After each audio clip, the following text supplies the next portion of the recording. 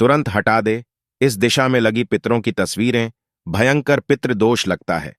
दोस्तों, अगर आपने भी अपने घर में दीवारों पर पितरों की तस्वीरें लगा रखी हैं, तो आपको शास्त्रों में बताए गए इन महत्वपूर्ण नियमों का पालन अवश्य ही करना चाहिए। खासकर पितृपक्ष में तो इस बात का विशेष ध्यान रखें। आपने अपने परिजनों की तस्वीरें घर में कहां पर और किस दिशा में लगाई हुई हैं? वे तस्वीरें उस दिशा में आपके लिए शुभ हैं या अशुभ? परिवार के मृत परिजनों की तस्वीरें किस दिशा में होनी चाहिए? क्योंकि पितरों की तस्वीरें सही दिशा में रखना बेहद जरूरी है, अन्यथा आपको इसके नकारात्मक प्रभाव भी मिल सकते हैं। अतः जानकारी के लिए वीडियो को अंत तक ध्यान से अवश्य देखें। नमस्कार, आप सभी का स्वागत है एक बार फिर से। दोस्तों, मनुष्य अपने पूर्वजों की याद में उनकी तस्वीरों को या चित्रों को घर में दीवार पर लगाता है, लेकिन पूर्वजों की इन तस्वीरों को दीवारों पर लगाते समय दिशा एवं स्थान का ध्यान नहीं रखता है, जिस कारण से उस मनुष्य के पूर्वज अत्यंत दुखी हो जाते हैं। वास्तुशास्त्र के अनुसार मृत परिजनों की तस्वीरें लगाने के लिए योग्य स्थान का चयन करना अत्यंत आवश्यक है। वास्तुशास्त्र के नियमों के आधार पर अगर हम अपने पूर्वजों की तस्वीरें दीवार पर लगाते हैं तो निश्चित ही हमें शुभ एवं अच्छे फलों की प्राप्ति होती है। किंतु गलत स्थान एवं दिशा का चुनाव करने पर घर के अंदर नकारात्मक एवं शोक का माहौल बना रहता है। साथ ही घर के अंदर कई प्रकार के वास्तु दोष भी उत्पन्न हो जाते हैं।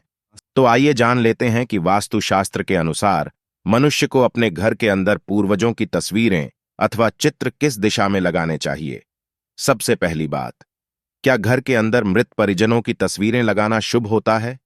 दोस्तों, शास्त्रों के अनुसार प्रत्येक मनुष्य को अपने घर के अंदर अपने पूर्वजों की तस्वीरें अवश्य लगानी चाहिए।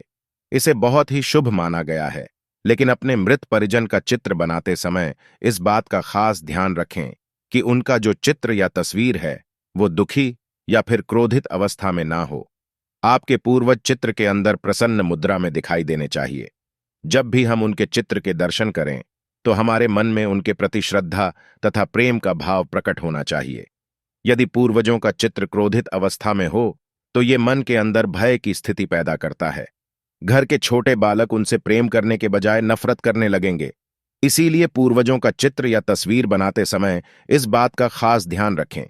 दूसरी चीज, वास्तुशास्त्र के अनुसार पितरों की अथवा पूर्वजों की तस्वीरों या चित्रों को भूल से भी पूजा घर में नहीं रखना चाहिए। इससे भगवान का अपमान होता है और आपके सभी पितृ भी अत्यंत क्रोधित और दुखी हो जाते हैं। तीसरी बात, ध्यान रहे कि आपके पूर्वज अब इस संसार में नहीं हैं और वे अब ना तो भगवान हैं और ना ही मनुष्य। आपको उनका सम्मान करना चाहिए, लेकिन उनकी तस्वीर के सामने कभी भी क्रोध वाली भावना प्रकट नहीं करनी चाहिए, अन्यथा आपके पितृगण दुखी हो जाएंगे। पितृपक्ष और अमावस्या के अलावा उनका आह्वान, तर्पण और श्राद्ध कभी नहीं करना चाहिए, लेकिन उनके लिए आप दान कभी भी कर सकते हैं। पितृपक्ष के दिनों के अलावा जो आत्माएं घर के अंदर प्रवेश करती हैं वो प्रेत आत्माएं होती हैं। इससे घर के अंदर भयंकर दुख का वातावरण निर्मित होता है। चौथी बात, पितरों की तस्वीर सदैव ही दक्षिण दिशा की दीवार पर लगानी चाहिए, क्योंकि गरुड़ पुराण के अनुसार पितरों का वास दक्षिण दिशा में ही बताया गया है। इसके अलावा अन्य किसी भी दिशा में पितरों की तस्वीर लगाना अत्यंत अशुभ माना गया है। खासकर ईशान कोण में पितरों की तस्वीरें भूल कर भी नहीं लगानी चाहिए। पितृपक्ष में पितरों के लिए किए जाने वाले सभी प्रकार के कार्य दक्षिण दिशा की तरफ मुख करके ही करने चाहिए। पांचवी बात, अगर आपके किसी परिजन की अकाल मृत्यु हुई है तो वो परिजन प्रेत योनि में चला जाता है और वो पृथ्वी लोक पर ही भटकता रहता है जब तक कि उसकी आत्मा की शांति के लिए नारायण बलि की पूजा नहीं की जाती। तब तक वो प्रेत योनि में अदृश्य रूप से अपने ही परिजनों को हानि पहुंचाता है। ऐसे में आपको उस परिजन की तस्वीर घर के अंदर नहीं लगानी चाहिए और पितृपक्ष में उसका श्राद्ध भी नहीं करना चाहिए। छठी बात, दोस्तों, सदैव ध्यान रखें कि मृत व्यक्ति के साथ में कभी भी जीवित व्यक्तियों की तस्वीरें नहीं लगानी चाहिए। साथ ही शयन कक्ष में और रसोई घर में पितरों की तस्वीरें भूलकर भी ना लगाए। सातवीं बात, मृत परिजनों की फटी हुई तस्वीरें कभी भी घर में नहीं रखनी चाहिए और घर में लगी हुई तस्वीरों को समय समय पर साफ करते रहना चाहिए।